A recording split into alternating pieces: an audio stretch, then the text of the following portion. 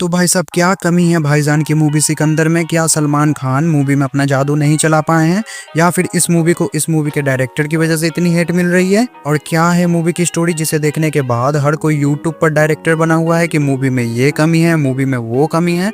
तो सबसे पहले तो मैं आपको ये बता दूं कि मैं रियल स्टार प्रभास का बहुत बड़ा फैन हूँ, खासकर उनकी मूवी साहू देखने के बाद। बट साहू मूवी बहुत लोगों को पसंद नहीं आई थी, मुझे पता है।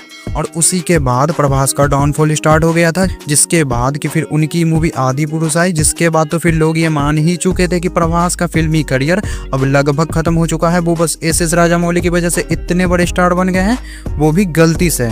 बट हकीकत क्या है वो मुझे भी पता है, और आपको भी। प्रभास की मूवी फेल हो रही थी डायरेक्टर और मूवी की स्टोरी की वजह से, जो कि उन्हें बढ़िया मिल नहीं रहा था। बट जैसे ही उनकी मूवी सलार आई, लोगों को ये पता चल गया कि प्रभास इंडियन सिनेमा के वो स्टार है जिनकी लास्ट मूवी आदि पुरुष होती है, बट फिर भी उनकी अगली मूवी बॉक्स ऑफिस पर धमाल मचा देती है, वो भी उस बंदे के मूवी के साथ क्लैश करके, जिसका इंडियन सिनेमा में कोई टक्कर ही नहीं है, खासकर उनकी मूवी पठान आने के बाद।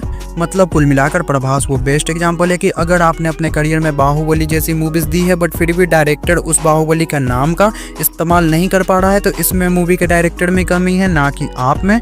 क्योंकि प्रभास तब भी वही प्रभास थे जब उनकी मूवी आदि पुरुष आई थी, और प्रभास तब भी वही प्रभास थे जब उनकी मूवी सलार आई थी। बट दोनों में फर्क कितना है वो मुझे आपको बताने की जरूरत नहीं है। लोग सलार को एक मास्टरपीस मानते हैं जो कि सोशल मीडिया पर दिखता है, और सिकंदर के साथ भी यही हुआ है। भाईजान की गाड़ी पहले ही काफी धीरे चल रही थी, बट फिर सिकंदर के डायरेक्टर ने हमें एक उम्मीद दिया था कि इस बार भाईजान की गाड़ी सबको ओवरटेक मारेगी, बट ऐसा हुआ नहीं। जिसमें कि मैं बहुत हद तक मूवी के डायरेक्टर को गलती देता हूं कि वो भाईजान के नाम का इस्तेमाल नहीं कर सका, जबकि उसके पास एक गोल्डन चांस था कि वो भाईजान के नाम का इस्तेमाल करके अपने नाम को भी और ऊंचाई पर ले जाए, जिसमें कि वो नाकाम रहा। खैर, अब इन सब बातों से कोई फायदा नहीं है। मूवी रिलीज हो चुकी है, तो इसमें अब ना तो सलमान खान कुछ कर सकते हैं, ना ही मूवी के डायरेक्टर, और ना ही आप और हम। तो मूवी की कहानी बहुत ही सिंपल है। मूवी की स्टार्टिंग होती है रश्मिका मंदाना की आवाज के साथ, जहां पर कि वो हमें सिकंदर के कैरेक्टर के बारे में बताती है कि एक असली राजा वो होता है जो लोगों के दिलों पर राज करता है, जैसा कि सिकंदर मूवी की स्टार्टिंग में ही हमें देखने को मिल जाता है। सिकंदर प्लेन से कहीं जा रहा होता है, और बदकिस्मती से ये बंदा उसी प्लेन में होता है, वो भी भाईजान के ठीक आगे वाले सीट पर, जहां पर कि यह बंदा एक लड़की को उसके पास्ट की वजह से उसके साथ मिसबिहेव करने की कोशिश करता है। जिसके बाद भाईजान इस बंदे के साथ क्या करते होंगे वो मुझे आपको बताने की जरूरत बिल्कुल भी नहीं है। बट भाईजान इस सीन में इस बंदे के साथ जो करते हैं, उसके चलते भाईजान को मूवी में काफी मुश्किलों का सामना करना पड़ता है, क्योंकि ये बंदा मूवी में कटप्पा का बेटा होता है, जो कि मूवी में होम मिनिस्टर होता है। तो इससे आप उसके पावर का अंदाजा लगा ही सकते हैं, और यही रीजन होता है कि मूवी में कटप्पा और भाईजान एक दूसरे के दुश्मन बन जाते हैं। बट इसमें भी एक ट्विस्ट होता है, जिसके बारे में कि हम वीडियो में थोड़ा आगे बात करेंगे। फिलहाल हम मूवी की स्टोरी को थोड़ा स्टार्टिंग से समझ लेते हैं। मूवी में भाईजान एक राजघराने से होते हैं, अपने परिवार के आखिरी राजा संजय राजकोट, जिनकी वाइफ होती है रश्मिका मंदाना, यानी कि साई श्री राजकोट, जिससे कि भाईजान बहुत ज्यादा प्यार करते हैं, जैसा कि वो अपनी हर मूवी में लड़कियों के साथ करते हैं। बट यहाँ पर मामला थोड़ा अलग होता है। भाईजान साई श्री से प्यार तो बहुत करते हैं, बट साई श्री के लिए उनके पास थोड़ा सा भी वक्त नहीं होता है, बल्कि वो तो समाज सेवक की तरह पूरा दिन ही व्यस्त रहते हैं, और वो अपने खाली वक्त में भी अपने बिजनेस को ही ज्यादा ध्यान देते हैं। मतलब कि कुल मिलाकर वो मूवी में रश्मिका से प्यार तो बहुत करते हैं, बट उनके पास उसके लिए थोड़ा सा भी वक्त नहीं होता है, जो कि मूवी में आगे चलकर भाईजान यानी कि सिकंदर को बहुत बड़ा झटका देता है। तो मूवी में होता कुछ ऐसा है कि सिकंदर का एक खदान होता है, जहां का मैनेजर की पैसों की लालच में 50 किलो बारूद एक अनजान बंदे को बेच देता है, और वो बंदा सिकंदर के खदान के इस बारूद का इस्तेमाल पंजाब में एक बॉम्ब ब्लास्ट करने में करता है, जिसके चलते ये पूरा का पूरा मामला, ये बॉम्ब ब्लास्ट वाला पूरा का पूरा इल्जाम सिकंदर पर लगने का प्लान ये बंदा बनाता है, जिसके लिए खदान के मैनेजर को मारना जरूरी होता है। और इसीलिए पंजाब से कुछ लोग सिकंदर के खदान पर आ जाते हैं, खदान पर काम करने वाले लोगों को मारने के लिए, ताकि ये पूरा का पूरा इल्जाम सिकंदर पर आ सके। और इसीलिए सिकंदर को भी अपने लोगों को बचाने के लिए और खुद को भी पुलिस से बचाने के लिए यहाँ इस खदान पर आना पड़ता है, जिसके पीछे पीछे साई श्री भी इस खदान पर चली आती है, यानी कि रश्मिका मंदाना, जहाँ पर क्या हमें एक अच्छा खासा मांस मसाला एक्शन देखने को मिल जाता है। बट यहाँ पर ये गुंडे बारूद का इस्तेमाल करने लगते हैं। वो जगह जगह पर बॉम्ब ब्लास्ट करने लगते हैं, जिसमें कि सिकंदर को तो कुछ नहीं होता है, बट इस बॉम्ब ब्लास्ट में साइश्री घायल हो जाती है, जिसके बारे में कि सिकंदर को पता नहीं होता है। बट साइश्री उसे ये बताने की कोशिश करती है, बट सिकंदर वो बोलता है कि वो उससे फोन कॉल पर बात करेगा और वो यहाँ से किसी और जगह चला जाता है ताकि वो पुलिस के हाथ न लगे।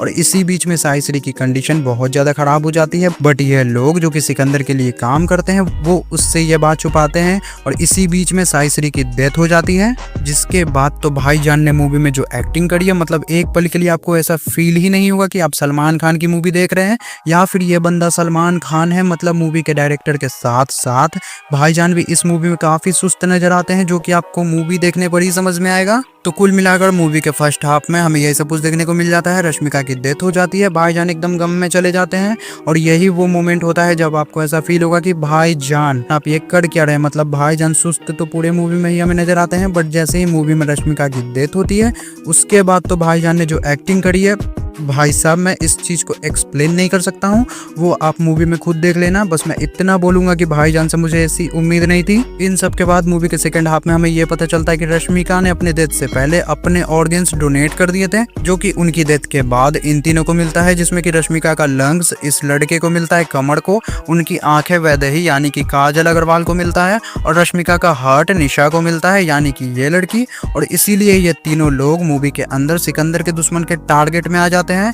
जैसा कि मैंने बताया था, मूवी के स्टार्टिंग में ही सिकंदर इस बंदे को बहुत मार मारता है, जिसके बाद से ही इसका बाप यानी कि कटप्पा सिकंदर के पीछे पड़ जाता है, जिसके लिए वो खासकर हरियाणा से इस इनकाउंटर स्पेशलिस्ट प्रकाश को सिकंदर के पीछे लगा देता है। बट इस बंदे से बात नहीं बनता है और इसी बीच में साइश्री की डेथ हो जाती है और उसके ऑर्गन्स मुंबई में 3 लोगों को मिलता है यानी कि ये तीनों लोग, जिसके चलते सिकंदर मुंबई इन तीनों से मिलने के लिए आता है। और इसी बीच में कटप्पा और इस बंदे को यह पता चल जाता है कि सिकंदर इस वक्त मुंबई में है, जहां पर कि कटप्पा अपने बेटे को सिकंदर के पीछे लगा देता है और उसका बेटा यानी कि यह बंदा अपनी गलती की वजह से ही अपनी जान गंवा देता है, जिसका जिम्मेदार भी अपने कटप्पा भाई साहब सिकंदर को ही मानते हैं कि उसके बेटे की जान भी सिकंदर ने ही ली है। जिसके बाद तो फिर कटप्पा मूवी में भल्लाल देव की तरह सिकंदर के पीछे पड़ जाता है और फिर कटप्पा को यह भी पता चल जाता है कि सिकंदर मुंबई अपनी वाइफ की ऑर्गन्स की वजह से आया था और उसे यह भी पता चल जाता है कि सिकंदर की वाइफ का ऑर्गन्स इन तीनों को मिला है। जिसके बाद तो वो फिर इन तीनों को ही टारगेट करने लगता है, इन तीनों को ही मरवाने की साजिश करने लगता है और ट्रेलर में भी वो इन तीनों को ही बात कर रहा होता है कि मैं इन तीनों को काट कर रख दूंगा। बट इन सभी चीजों के बीच में हमें बहुत सारे ट्विस्ट एंड टर्न्स देखने को मिल जाते हैं, जो कि आपको मूवी देखने पर ही समझ में आएगा। तो कुल मिलाकर मूवी की स्टोरी बस यही होती है कि सिकंदर मूवी के स्टार्टिंग में ही कटप्पा से दुश्मनी कर लेता है, फिर उसकी वाइफ की डेथ हो जाती है, वो मुंबई अपनी वाइफ की वजह से आता है और उसे वहां पर उसका दुश्मन देख लेता है और इसी बीच में उसका बेटा मारा जाता है। जिसके बाद तो फिर वो सिकंदर के पीछे हाथ धोकर पड़ जाता है, बट फिर भी वो सिकंदर का कुछ नहीं उखाड़ पाता है, जैसा कि भाईजान की मूवी में विलेन के साथ हर बार होता है।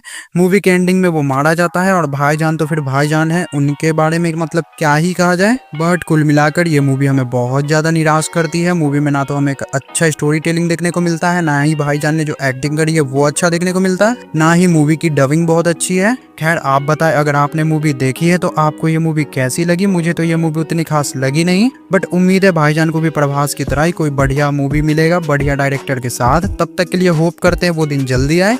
मिलते हैं बहुत ही जल्द किसी नेक्स्ट वीडियो में। वीडियो अच्छा लगा तो वीडियो को लाइक करें, वीडियो कैसी लगी कमेंट करें, चैनल को सब्सक्राइब करें। बाय।